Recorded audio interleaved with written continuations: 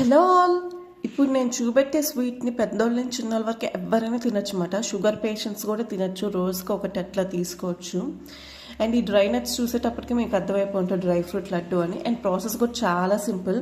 And నేను చూపెట్టిన nuts అన్ని తీసుకొని మనం ఇక్కడ డేట్స్ని మిక్సీ చేసుకోవాలి ఫస్ట్.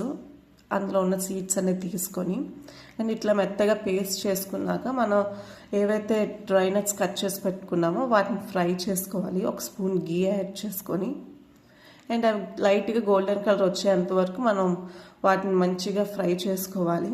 అండ్ ఇందులో మనం షుగర్ కానీ జాగరీ కానీ ఏం యాడ్ చేయం కాబట్టి మంచిగా పిల్లలు కానీ పెద్దలు కానీ ఎవరైనా తీసుకోవచ్చు. అండ్ టేస్ట్ కూడా చాలా బాగుంటుంది. స్వీట్ క్రేవింగ్స్ వచ్చేటప్పుడు కూడా మంచిగా కంట్రోల్ చేసుకోవచ్చు తినేసి.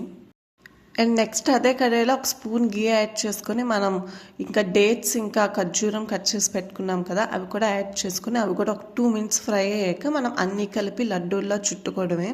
అండ్ టేస్ట్ అయితే చాలా బాగుంటుంది.